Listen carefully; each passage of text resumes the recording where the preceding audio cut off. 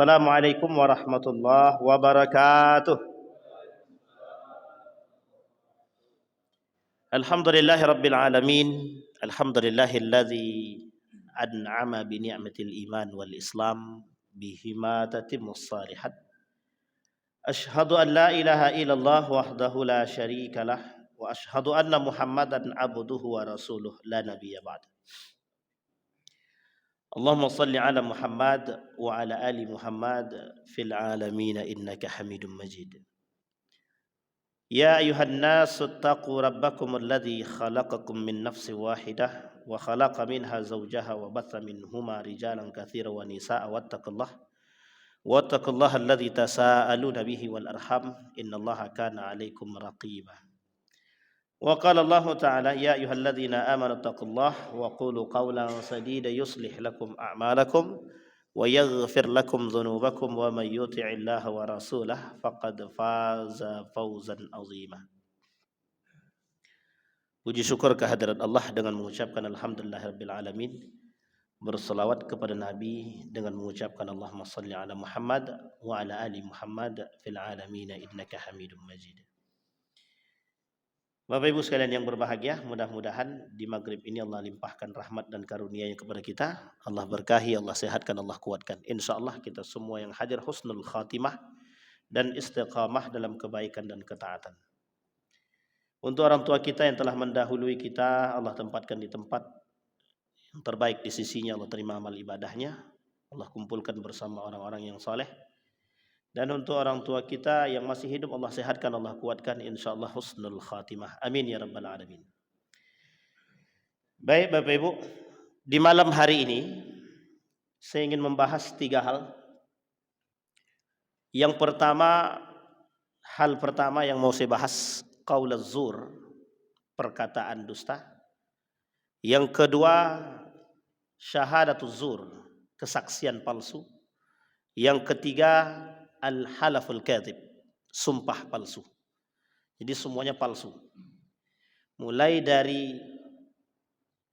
qaulaz zur, perkataan palsu atau dusta. Yang kedua, syahadatuz zur, kesaksian palsu. Yang ketiga, al-halaful kadhib, sumpah palsu. Jadi semuanya palsu. Memang hidup ini banyak manipulasi. Saya mulai dari satu hadis dari baginda Nabi Muhammad SAW. Hadis ini familiar dan populer. Ra'suz dzunubi al-kadzibu. Kepala dari sekian banyak dosa itu.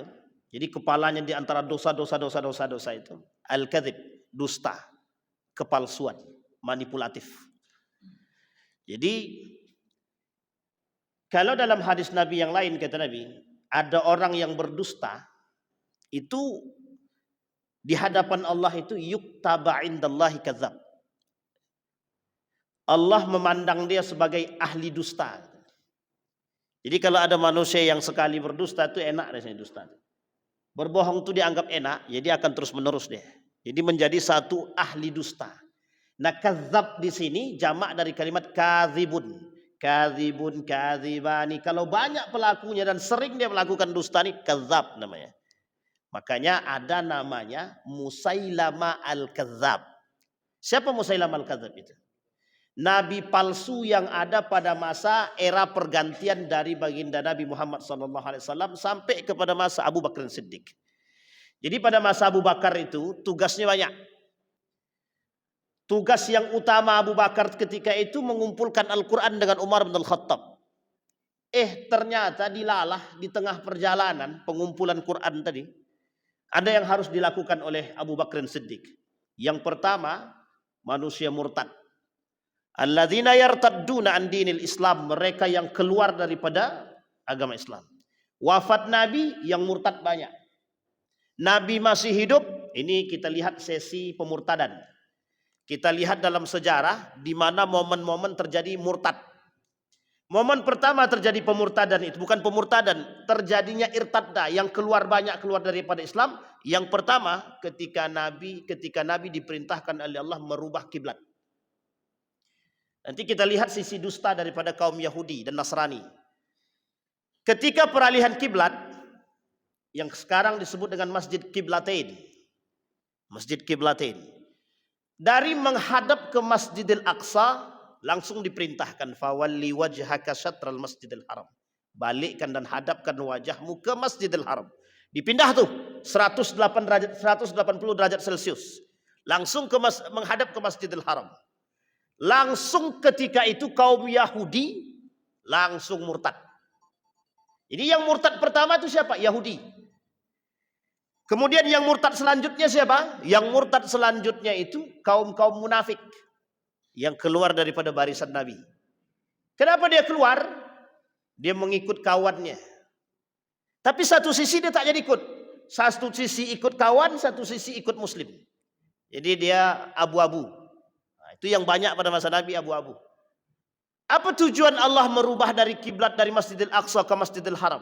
Satu aja. Allah pengen tahu mana yang betul-betul beriman kepada Allah. Akhirnya nampak. Kata Yahudi, kami beriman kepada Muhammad karena Muhammad kiblatnya sama. Kami orang Yahudi kiblatnya juga Masjidil Aqsa. Karena kami tahu di dalam Masjidil Aqsa itu ada yang kami inginkan, kiblatnya sama, kami masuk Islam. Ternyata setelah dipindahkan kiblat mereka langsung berdusta, berbalik langsung. Apa dia kata? Muhammad penipu, Muhammad perusak, Muhammad bukan dari golongan kami dan lain sebagainya. Salah satu alasan Yahudi kenapa tidak mau beriman kepada baginda Nabi karena Muhammad bukan dari golongan mereka, bukan dari Bani Israel. Padahal kakeknya sama, Ibrahim. Jadi ini poin penting. Di mana letak dustanya? Kedustaannya adalah mendustakan Allah dan Rasulnya. Irtadda an dinillah. Ketika mereka keluar daripada agama Islam, mereka sudah mendustakan Allah dan Rasulnya. Maka di situ kelihatan tuh yang pura-pura beriman tuh siapa? Dua. Pura-pura beriman ketika itu pada masa Ahdul Madinah atau Ahdul Yasrib namanya. Pada masa era perubahan dari Yasrib ke Madinah itu, perubahan nama dari Yasrib ke Madinah, itu dua yang melakukan kedustaan. Satu orang kafir, Yahudi, Quraisy dan lain sebagainya macamnya. Yang kedua orang munafik. Nah, jadi munafik itu dari dulu sampai sekarang ada terus tuh Pak. Saya bawa bukunya Pak. 30 tanda orang munafik Dr. Ed Al-Qarni. Munafik secara keyakinan. Oh, itu berat sekali kajiannya itu. Terlalu banyak manusia munafik di muka bumi ini. Sehingga susah mencari mana yang tak munafik itu susah. Jadi hanya orang-orang yang berpegang teguh dengan agama dan nilainya. Kembali kepada poin tadi. Pada masa peralihan yang pertama. Yang kedua, orang yang murtad yang terjadi murtad besar-besaran ketika wafatnya baginda Nabi Muhammad SAW. Jadi ketika baginda Nabi wafat, itu yang di Mekah, setengah penduduk Mekah murtad. Dan sebagian besar, bukan sebagian besar lagi, beberapa orang yang ada di Madinah murtad juga, terusus di bagian perbatasan. Murtad. Berarti selama ini mereka masuk Islam bukan karena Allah, bukan. Cari selamat.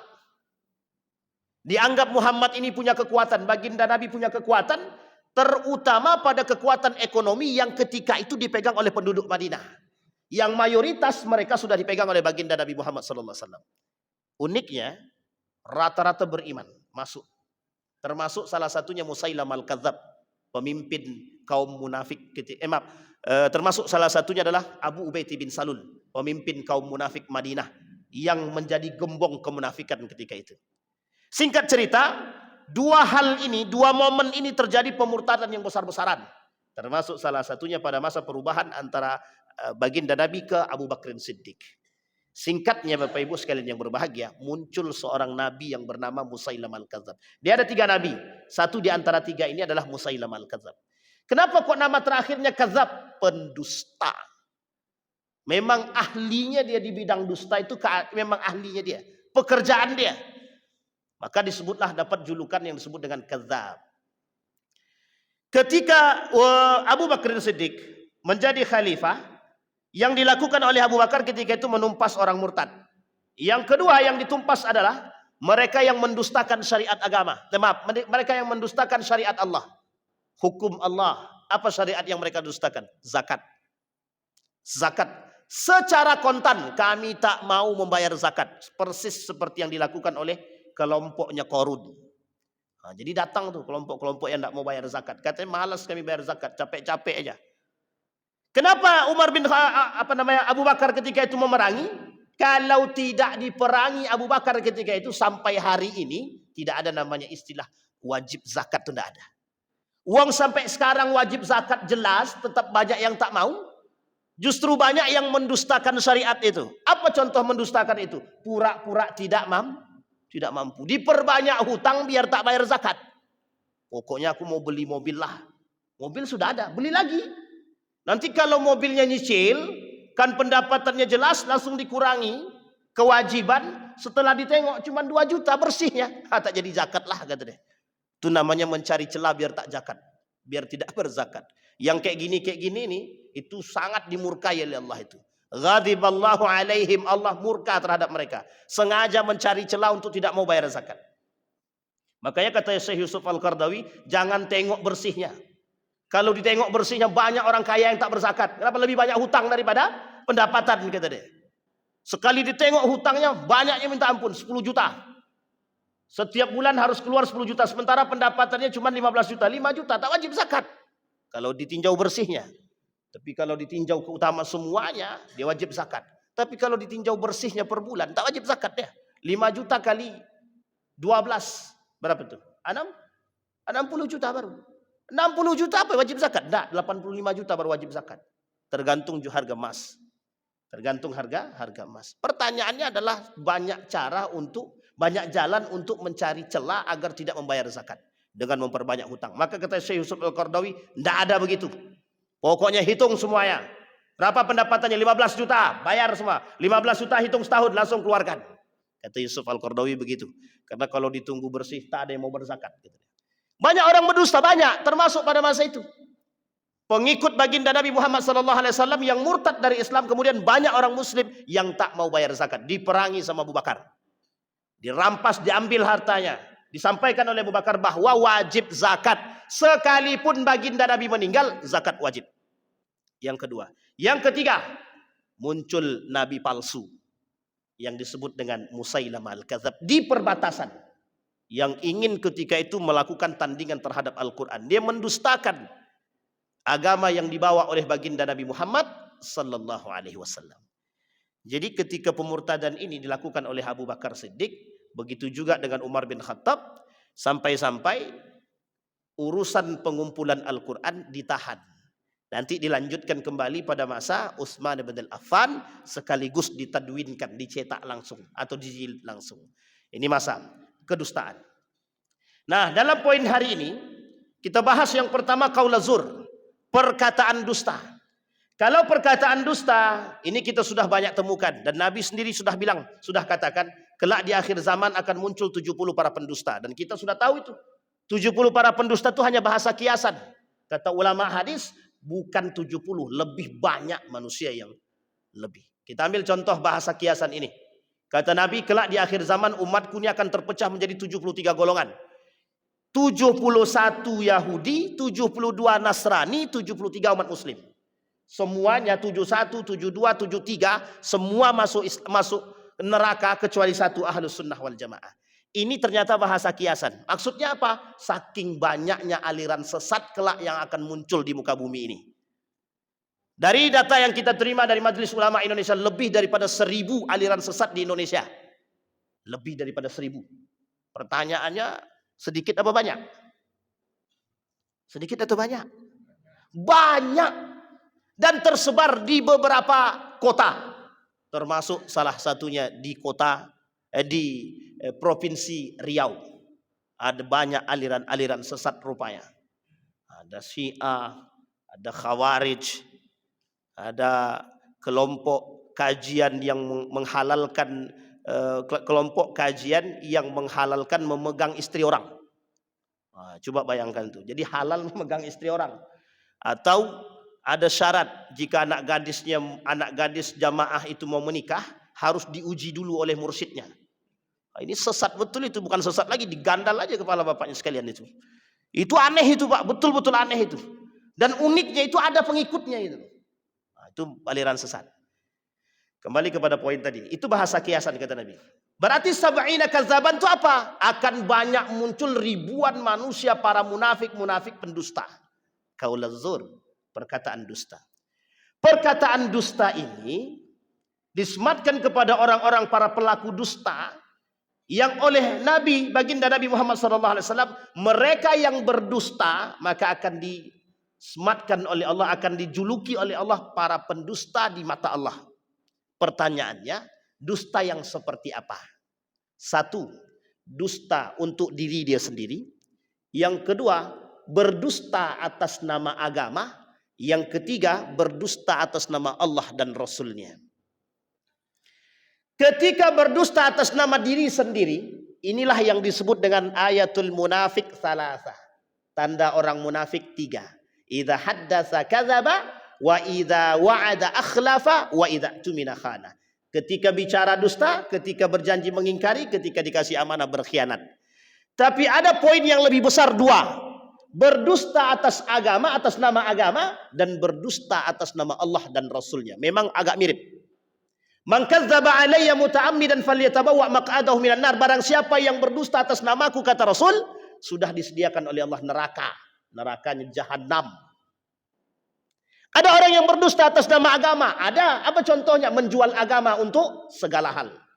Mohon maaf ya, jangan tersinggung Pak ya. Jangan tersinggung pokoknya. Kalau tersinggung berarti pelaku. Kalau tak tersinggung alhamdulillah. Ada orang kampanye dengan agama. Orang yang kampanye dengan agama itu dusta agama. Dusta agama, dusta agama. Kenapa? Yang paling enak untuk dijadikan kampanye di akhir zaman itu memang agama. Memang agama. Karena orang banyak tertipu dengan lisan yang menjual agama. Ada Allah sebutkan dalam Al-Quran. Ada yashtaruna bi ayati samanan qalila. Mereka memperjualbelikan agama dan dusta. Dan disampaikan tuh. Yang ketiga, orang yang berdusta atas nama Allah dan Rasulnya. Demi Allah, sama, bagian daripada qaulaz zur. Atau ada yang mengatakan ayat Al-Quran pada hakikatnya bukan ayat Al-Quran. Ketika dia berbicara di depan orang, wa qala Allahu ta'ala, dia bicara begitu. Dia tahu yang mendengarkan ini enggak mengerti Al-Quran, dia sampaikan persoalan Al-Quran padahal bukan Al-Quran, dia berdusta atas nama Allah. Dan ini yang dikatakan oleh baginda Nabi Muhammad SAW. Banyak orang yang menyebarkan hadis-hadis palsu dan semua berdusta atas nama Rasulullah. Maka Bapak Ibu sekalian yang berbahagia, ketika perkataan Nabi yang memang bukan Nabi yang berbicara, ini harus kita cross check dulu kebenarannya. Yang kita takutkan bukan perkataan Nabi, kita katakan perkataan Nabi. Oh ini masalah. Contoh, an-nadhafatu minal iman. Itu bukan perkataan baginda Nabi. Hadisnya palsu. Tapi kami tahunya an-nadhafah minal iman. Kata para ulama hadis, hadisnya palsu. Berarti dusta. Dusta. Tapi ada yang mengatakan hadisnya dhaif jiddan.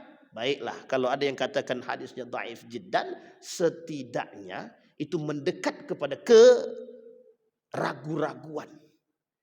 Maka kata seorang ulama hadis, ya Syekh Ali Mustafa Ya'qub bilang an-nadhafatu minal iman itu adalah hadis palsu. Seorang pakar hadis Indonesia. Kata ada. Baik, itu qaulaz zur, perkataan dusta. Sekarang kita lihat pada poin perkataan dusta ini. Sekarang yang banyak dilakukan manusia yang mana? Berdusta atas nama diri sendiri atau kepentingan diri sendiri, atau berdusta atas nama agama, atau berdusta atas nama Allah dan Rasulnya. Orang yang berdusta atas nama sendiri, dia bagian daripada kemunafikan, tapi nifaknya nifak kecil. Munafik kecil. Ada orang yang berdusta atas nama agama dan Rasulnya dan Allah, maka mereka masuk dalam kategori nifak akbar. Munafik yang besar. Ini poin penting Pak. Jadi jangan coba-coba mempermainkan agama. Jangan dianggap isu agama itu mudah dipermainkan. Tantangannya adalah menjadi manusia munafik. Orang munafik yang munafiknya seperti ini, nerakanya sudah disiapkan jahanam. Uang munafiknya sifat saja bisa berbahaya, apalagi munafiknya secara i'tiqadi, keyakinan. Oh, ini masalah Pak. Apa contoh orang yang berdusta atas nama Allah, mempermainkan syariat dan agama? Apa contohnya? Orang-orang yang memunculkan aliran sesat, orang-orang yang memunculkan aliran-aliran yang tak sejalan dengan agama. Ini Bapak Ibu saya sampaikan. Dulu kami pernah menemukan, ini berulang kali saya ceritakan. Ada aliran sholat tanpa sehelai benang pun. Itu yang untung siapa, yang buntung siapa kita tidak tahu itu. Jadi Bapak Ibu boleh sholat, mereka harus sholat tidak boleh menggunakan sehelai benang pun, biar lebih suci gitu. Jadi sholatnya bertelanjang dan tak boleh di tempat umum, harus di kamar suami istri. Itu pernah ada dan pernah tenar pada masanya. Apalagi sekarang nih banyak orang-orang yang mengatasnamakan Allah. Aku mendapat mimpi, dapat wahyu dari Allah bahwa engkau adalah istriku. Nah, ini nampak kali sesatnya itu. Makanya ada film namanya Walid Nak Dewi. Itu film itu diambil dari cerita fakta. Bapak Ibu bisa temukan cerita itu di mana-mana. Kalau mau tahu cerita itu banyak di mana, datanglah ke Indonesia. Banyak di beberapa tempat ada bisa kita temukan. Mau di Sumatera, Pulau Jawa ada yang mengatasnamakan begitu. Dan uniknya ada orang yang berdusta atas nama agama dan syariat. Kita ambil contoh. Ini mungkin agak bisa dikategorikan kepada sedang mendukung ibu-ibu. Kemarin malam ada yang datang begini, Ustadz, demi Allah Pak Ustadz, ane pengen nikah lagi Pak Ustadz. Kenapa? Istri ane itu Ustadz, nggak mau dia, ane ajak, nggak mau dia. Kan poligami ini Ustadz sudah sunnahnya Nabi, harus kita turuti. Gitu. Saya bilang, Anda tahu dari mana? Hadis Nabi Pak Ustadz. Kita tanya, kita cari, kita telusuri. Ternyata dia sudah suka sama perempuan lain. Ini nafsu setan saya bilang. Ini Anda berdusta atas nama hadis Nabi. Anda gunakan hadis Nabi untuk memenuhi kepentingan dan hasrat. Haram. Dosa besar. Menggunakan ayat Al-Quran demi kepentingan. Menggunakan hadis Nabi untuk memuaskan hasrat. Itu yang paling banyak terjadi di akhir zaman. Lisan berbicara untuk membenarkan perbuatan. Tapi dalam hati dia ada kepentingan. Bukan untuk maslahat. Saya tak kata siapa-siapa. Tapi itu yang kita temukan. Banyak orang berkata dengan Al-Quran. Dia paham betul dengan Al-Quran. Paham betul. Tapi dia jadikan Al-Quran ini untuk menutupi kesalahan dia. Dia jadi seolah-olah dalil yang dia sampaikan itu menutupi kebusukan dia. Boleh begitu? Tak boleh. Ada orang salah. Dia lakukan satu perbuatan yang salah. Dia kata, Nabi pernah buat begitu. Kita ambil contoh. Ini saya kasih contoh, ilustrasi, tapi jangan dicontohkan. Khusus bapak-bapak, jangan dicontohin. Nabi satu ketika sedang duduk di pohon kurma. Ketika duduk di pohon kurma, lari seorang pemuda di hadapan Nabi. Ketika itu Nabi sedang duduk. Sedang duduk Nabi di situ. Kemudian datang tentara Quraisy mengejar pemuda tersebut. Berhenti di hadapan Nabi, dia tanya begini. Hei, adakah kau melihat seorang pemuda lari di sini? Kemudian Nabi bilang begini. Nabi terfikir nih, ini mesti orang-orang Quraisy ini mau nangkap anak tadi nih, mau dibunuhnya nih. Singkat cerita, Nabi dari duduk kemudian berdiri. Apa kata Nabi? Semenjak aku berdiri di sini, aku tak ada lihat orang yang lari di sini. Nah, ini bapak-bapak jangan jadikan ini sinyal-sinyal ya. Tenang-tenang ibu-ibu, ingat-ingat itu baik-baik. Pertanyaannya, Nabi dusta enggak? Nabi tak dusta, kata Nabi, semenjak aku berdiri di sini, aku tak ada lihat orang lari. Tapi kalau Nabi katakan semenjak aku duduk di sini, tidak ada orang lari, Nabi dusta enggak? Dusta. Padahal dustanya Nabi, kalau Nabi pun tetap duduk, Nabi berdusta untuk menyelamatkan nyawa orang tadi, dibenarkan. Bukan untuk kebaikan, tapi ada yang lebih penting daripada hal demikian, nyawa. Sehingga Nabi kemudian berdiri, Nabi tidak mau berdusta. Nabi berdiri, semenjak aku berdiri, aku tak lihat orang lewat di sini, kata Nabi. Memang tak salah. Nabi mempertaruhkan nyawa orang. Yang uniknya itu oleh suami-suami dijadikan tadi aku tidak ada, demi Allah aku tidak pernah dusta. Semenjak aku berdiri di sini aku tak ada lihat perempuan manapun. Iya tadi pas duduk, itu masalahnya. Ini poin penting Pak. Jadi jangan salah. Yang dipertaruhkan oleh Nabi itu apa? Nyawa. Dan jangan mempermainkan. Ini banyak orang yang mohon maaf mempermainkan agama. Terutama pada urusan poligami ini, Pak. Banyak sekali. Jadi ada orang tadi malam bertanya tentang persoalan poligami. Dia bilang begini, aku sudah suka dengan perempuan Ustaz, gini-gini. Dicarikan alasan semua. Saya tembak langsung, itu syaitan saya bilang. Kenapa saya bilang syaitan? Kalau rumah tangga dalam pengen poligami, menikah dengan perempuan yang lain, tapi justru membuat rumah tangga yang satu lagi sudah hancur, itu sebenarnya bukan mendatangkan manfaat. Tapi justru itu yang diancam sama Allah. Dia tak berhasil membangun rumah tangga yang baik, dia hancurkan rumah tangga itu, dia cari jalan lain untuk membangun rumah tangga yang lain. Artinya, kalau pengen membangun yang baru, yang lama jangan dihancurkan. Oh, tapi kan harus dihancurkan Ustaz biar lebih cantik dia. Itu lain modelnya. Ini bisa harus dipahami. Baik, qaul zur, perkataan dusta. Ada orang berdusta atas nama Allah, ada orang berdusta atas nama Rasulullah, ada orang berdusta atas nama agama, ada orang berdusta atas nama Al-Quran dan lain sebagainya. Qaul zur. Dalam keseharian kita, saya yakinnya tidak ada satupun manusia di antara kita ini yang tidak pernah berbohong, itu tidak ada. Saya yakinnya. Mesti ada kita pernah berbohong. Betul ya? Pernah Bapak Ibu berbohong? Adakah di antara Bapak Ibu yang tidak pernah selama hidupnya 70 tahun tidak pernah berbohong? Kalau tidak pernah saya akan tuntut ilmunya sama beliau. Tapi saya yakin tak pernah. Kenapa? Saya yakin tidak ada. Kenapa? Karena mesti kita pernah berbohong. Dan ingat Bapak Ibu sekalian yang berbahagia, tidak ada istilah berbohong demi kebaikan. Tidak ada istilah berbohong demi. Bapak Ibu berbohong demi membantu orang lain. Berbohongnya Bapak Ibu tetap salah, membantu orang lain dapat pahala. Jadi tinggal kuat-kuatan. Kalau pahalanya lebih besar menutupi kebohongannya, menutupi dosanya. Tapi kalau kebohongannya lebih tinggi daripada kebaikannya atau pahalanya, ya itu otomatis. Jadi tidak ada istilah namanya berbohong demi kebaikan, tidak ada. Tapi ada pernah dilakukan oleh Nabi Ustaz. Ketika makan, kemudian dikatakan tak enak, dikatakan enak, kan berdusta Ustaz. Ini poin nih. Ada yang kedua lagi Ustaz. Ini bukan dijadikan dalil, hanya dijadikan untuk sebagai pendamai. Nabi lakukan ini bukan sebagai dalil, bukan. Nabi melakukan ini ingin mendamaikan hati istri dia biar tak terjadi rusaknya rumah tangga. Boleh begitu Ustaz? Boleh, tak ada salah. Tapi jangan cari celah, jangan sengaja. Itu bedanya kita dengan Nabi. Memang tak enak masakan bini aku nih. Dicarinya makan lain. Rupanya bini orang lebih enak masak lagi katanya. Ini masalah. Hari ini berbohonglah dia. Kan boleh. Tidak boleh kalau begitu. Yang kedua. Sekarang yang kedua adalah syahadatu zur. Bersaksi palsu. Ini sulit nih kalau dah saksi ini. Persoalan persaksian palsu ini. Apa kata Allah?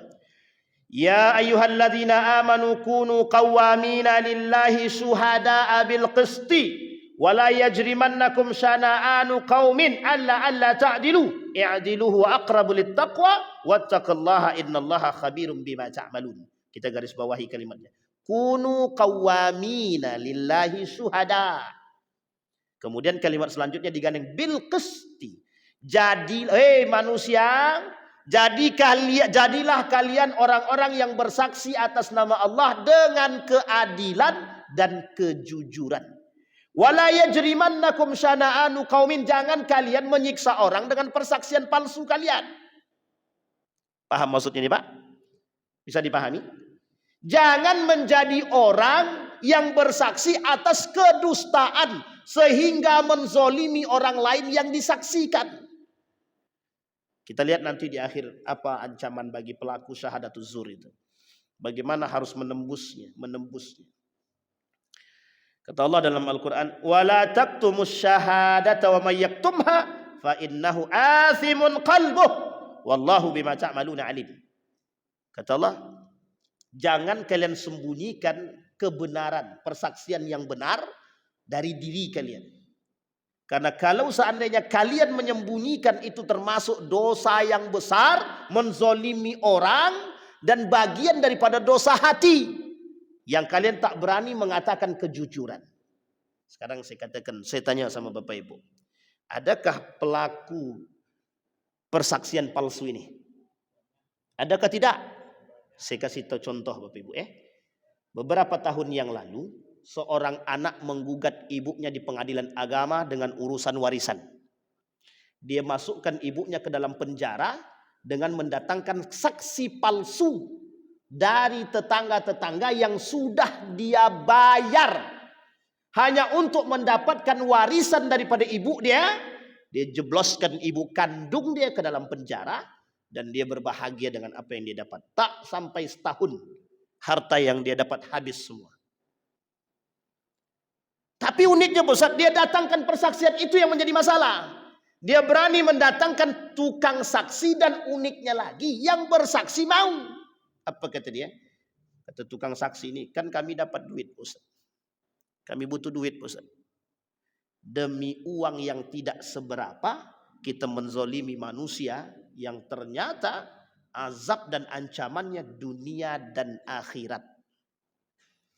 Jadi ibu-ibu, bapak-bapak, jika ada orang datang kepada bapak-bapak, ibu-ibu, bertanya tentang si Fulan bin Fulan. Pak, bapak kenal si Fulan itu? Oh kenal, anaknya baik, cerdas. Tahu-taunya peminum, pemabuk, pezina. Kita tutupi Pak. Kira-kira dosa enggak kita? Dosa enggak kita Pak? Itu yang banyak terjadi sekarang. Tapi kan itu anak kawan saya Pak Ustaz. Kalau tahu kebejatannya, jangan jadi saksi atas kezaliman yang pernah dilakukannya. Kita ambil contoh. Yazid ibn Muawiyah. Ulama Syam bersaksi. Kata ulama Damaskus, kami bersaksi akan kefasikan Yazid ibn Muawiyah. Tapi Muawiyah tidak mau tahu. Muawiyah tetap pilih anaknya jadi pengganti Muawiyah ibn Abi Sufyan yang nama anaknya Yazid ibn Muawiyah. Tahu Bapak Ibu, ini masalah dinasti Umayyah. Oleh sebagian sejarawan mengatakan inilah dasar pertama nepotisme dalam Islam. Jadi nepotisme dimulai pertama kali dalam Islam, perubahan sistem khilafah menuju dinasti. Dari khilafah ke dinasti yang dilakukan oleh sahabat Nabi namanya Muawiyah ibn Abi Sufyan yang langsung memilih anaknya. Oleh ulama Syam sepakat kefasikan Yazid ibn Muawiyah. Ini saksinya benar. Kami bersaksi kefasikannya, tapi tetap diangkat jadi pemimpin. Coba bayangkan. Uniknya Pak, orang yang fasik karena sistemnya dinasti tetap dipilih. Padahal ketika itu masih ada sahabat Nabi. Masih ada Ibnu Umar, Ibnu Zubair, Ibnu Umar, ada Al-Husain. Masih banyak sahabat Nabi yang ada. Abu Musa Al-Asy'ari. Kemudian ada lagi Abu Musa Al-Asy'ari yang melakukan negosiasi dengan Ali bin Abi Thalib. Uniknya Muawiyah tetap pilih anaknya yang disaksikan kefasikannya oleh. Kalau disaksikan kefasikannya dan tahu kefasikannya, maka Bapak Ibu sekalian yang berbahagia, mohon maaf, ini saya sampaikan. Jelas kefasikan seseorang. Dan kita tidak pengen dia naik. Kalau dia naik kefasikan makin terjadi, maka menyampaikan kefasikan dia agar tidak dia bisa naik menjadi seorang pemimpin, menyampaikan kefasikan dia kepada orang lain agar orang lain tidak memilih dia, dibenarkan dalam agama. Dibenarkan dalam agama. Ada satu hal, ghibah yang dibenarkan itu. Nah, tapi ini bukan menjadikan jalan untuk ghibah ya. Pokoknya Ustaz kami kan mau gibahin dia, kan benar kata Ustaz, boleh. Enggak. Ghibah yang dibenarkan itu salah satu di antara tiga. Ketika ada seseorang atau rumah tangga suami istri sedang berantem, Bapak Ibu tahu aib masalah mereka, Bapak Ibu sampaikan aib ini kepada pemuka agama agar pemuka agama ini menjadi mediator dalam rumah tangga mereka. Cara Bapak Ibu menyampaikan aib ini kepada para alim ulama itu dibenarkan dengan tujuan mencari maslahat di antara dua kepala tadi, rumah tangga tadi. Boleh, boleh, tak ada salah. Cuman yang menjadi masalah gibah yang salah itu, aib itu kita sebarkan. Nih, tahu enggak kau? Tadi malam si Anu si Fulan bin Fulan berantem dia. Kenapa? Suaminya asik selingkuh ya. Itu enggak nyebarkan aib, itu enggak mencari maslahat itu. Itu menambah menjadi kompor, menambah api dia. Biar semakin terbakar dia. Sampai di sini paham ya, Ibu ya. Sekarang kita lihat, adakah contoh persaksian palsu itu? Ada. Banyak. Maka mohon maaf Bapak Ibu. Orang yang punya kuasa dengan harta hari ini mampu membeli suara orang-orang untuk dijadikan saksi. Yang penting dia bisa mendapatkan apa yang dia inginkan. Maka tak salah ketika Imam Al-Ghazali bilang itu orang punya duit itu bisa beli apa aja. Termasuk suara manusia. Termasuk para saksi-saksi. Yang dihadirkan itu saksi-saksi yang sesuai dengan dia. Yang akan membenarkan perkataan dia. Maka Bapak Ibu, mohon maaf ya. Pengacara-pengacara itu, hakim-hakim itu berat Pak. Pertanggungjawabannya di akhirat itu besok berat, itu sangat berat sekali.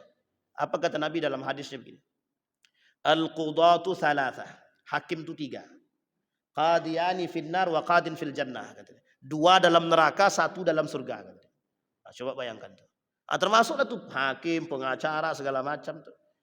Ada pengacara yang membenarkan yang salah. Betul apa salahnya? Yang penting kan kami dapat duit, Ustaz. Masalahnya cuma duit. Jadi salah dibenarkan itu sudah menjadi masalah itu. Coba persaksiannya bagaimana di hadapan Tuhan itu. Kalau enggak kayak gini gimana? Itulah Ustaz yang susah tuh Ustaz.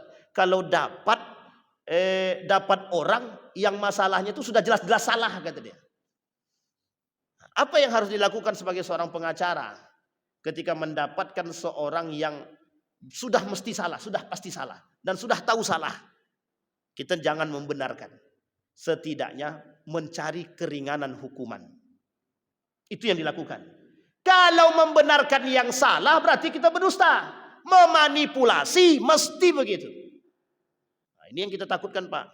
Banyak sekali manipulasi itu sekarang. Ini yang kita takutkan, manipulasi seperti ini nih banyak sekali terjadi. Bahasa lainnya apa namanya itu? Kuitansi palsu. Bukan hanya ijazah aja yang palsu, kuitansi juga banyak yang palsu sekarang. Ijazah palsu. Ijazah palsu, kuitansi ini tidak jelas. Ini maunya satu negara ini diaudit semua, bahaya juga ya. Ini poin penting, Pak. Jadi kalau bahasa Nabi, Dajjal itu udah banyak. Dajjal benarannya belum turun memang. Masih Dajjalnya belum turun. Tapi manusia yang menyerupai Dajjal itu udah banyak. Makanya disebut oleh Nabi dalam hadisnya, Dajjaluna kadzabun. Para pengikut Dajjal dan menyerupai sifat-sifat Dajjal. Sekarang Bapak Ibu coba tengok. Susah apa mudah mencari orang yang benar itu sekarang? Hampir sulit Pak, hampir sulit mencari orang yang benar itu. Aku tidak tahu si Fulan bin Fulan itu bisa enggak ya dipegang kata-kata dia. Ternyata yang kita betul-betul kita bilang amanah, awak dikhianatinya kan. Nah, ini manusia-manusia munafik di akhir zaman. Baik, kembali kepada poin tadi. Persaksian palsu. Saya tidak tahu Bapak Ibu. Apakah kasus-kasus yang terjadi ini banyak menghadirkan para saksi-saksi yang palsu. Dulu ada namanya Munir yang meninggal. Dulu pernah terjadi Pak di salah satu kota di Indonesia ini. Pernah seorang wanita diperkosa. Sampai hari ini kasus itu tak pernah terungkap. Sampai hari ini tak pernah terungkap. Seorang perempuan itu diperkosa oleh seorang anak pejabat. Tapi tidak di sini. Cuma karena dia bisa membeli suara orang dan dia tutupi sampai hari ini. Dan kami pernah baca berita itu beberapa tahun yang lalu. Dan itu sadis, Pak. Nah, ada judul ini judul buku Bapak Ibu. Kalau cari mungkin agak susah mencarinya. Karena buku ini saya kira sudah tidak terbit lagi. Judul bukunya Indonesian X-File, ada 2 jilid. Itu buku ilegal agaknya. Di situ disampaikan oleh para apa namanya itu, yang membedah ketika ada orang kecelakaan, kemudian ada ahli bedah forensik, banyak menemukan kasus-kasus yang sebenarnya itu benar tapi tidak boleh diungkapkan, karena kalau diungkapkan itu masalah. Nah, ini dalam buku itu disampaikan, judul bukunya Indonesian X-File. Oh, itu kalau dapat itu buku itu Bapak Ibu, coba bacalah. Saya sudah baca buku itu dan saya punya buku itu. Ya Allah, manipulasi semua isi muka bumi ini, Pak. Semuanya manipulasi aja isinya. Jadi menjadi manusia, seolah-olah kita di akhir zaman ini menjadi manusia yang baik itu sulit. Tantangan kita, hadapan kita dengan manusia-manusia yang sama. Karena pelaku kedustaan, kita tidak tahu mana kawan mana lawan sekarang. Yang kita kira kawan ternyata lawan, gitu. Yang kita kira lawan ternyata kawan. Itulah manipulasi dunia. Makanya sekarang ini disebut oleh para pengamat itu dusta global, kebohongan global. Kalau dalam bahasa ilmiahnya the big liar. Kata Kanada, dulu Kanada pernah bilang begini. Satu ketika Kanada itu, kalau tidak Kanada, Belanda. Ketika kasus WTC, itu Amerika minta kalau tidak Kanada atau Belanda itu untuk ikut serta dalam menyebarkan isu kebohongan itu. Apa kata mereka? Amerika itu the big liar, katanya. Pendusta terbesar di muka bumi itu tuh Amerika. Katanya. Nah, coba bayangkan, Pak. Nah, sekarang kita tidak tahu nih apa yang mereka lakukan di balik kelilingnya Donald Trump ke semua negara-negara Islam itu. Satu, jelas investasi, itu jelas tuh. Yang kedua, kita tidak tahu di balik itu rencananya apa. Bisa jadi di balik alasan Bill Gates menanamkan saham di Indonesia. Nah, itu yang kita takutkan, Pak. Persoalannya itu. Sampai di sini bisa dipahami, Bapak Ibu. Yang terakhir, yang ketiga, al-halaful kadzib, sumpah palsu. Sumpah palsu ini itu banyak dilakukan oleh manusia. Aku bersumpah pokoknya, kalau aku duduk, ini tidak usah kita bahas lagi Ustaz, itu udah banyak tuh. Memang begitu isinya, memang. Sumpah yang tak pernah bisa dikerjakan. Maka kata para ulama, jangan mudah bersumpah. Karena orang yang mudah bersumpah pasti mudah mengingkari. Sekarang kita lihat, Bu. Ini kita ambil satu kasus, tapi bukan untuk kita bukan untuk menjustifikasi kasus ini. Tapi kita ajak Bapak Ibu berpikir dengan akal sehat dalam kategori kedustaan. Kita ambil contoh kasus yang nampak sekarang ini kan persoalan ijazah palsu. Sekarang perhatikan baik-baik bagaimana cara skema permainan kedustaan di balik ijazah palsu ini. Sekarang kita lihat kasusnya, Pak. Logika akal sehat. Bapak Ibu punya ijazah, datang bawa selesai. Betul apa tidak? Nah, selesai itu, Pak. Tidak perlu ada menghabiskan dana sekian, ini sekian. Tapi pertanyaannya, mengapa skenario ini harus dibuat? Inilah yang disebut dengan manipulatif tadi, Pak. Manipulasi, kedustaan. Seolah-olah manusia itu, yang sehat itu bukan akalnya. Mereka manusia hari ini dipertontonkan oleh Allah di hadapan manusia bahwa kebodohan itu begitu nyata. Sehingga yang satu hal yang bisa dinalar dengan akal sehat ini dipaksa untuk tidak menalarnya dengan akal sehat. Maka tak salah, Pak, ketika Rocky Gerung kata manusia sekarang ini banyak yang akalnya tak sehat. Kenapa kita diputar, Pak? Diputar-putar. Di mana letak sehatnya? Tidak ada, Pak. Coba bayangkan.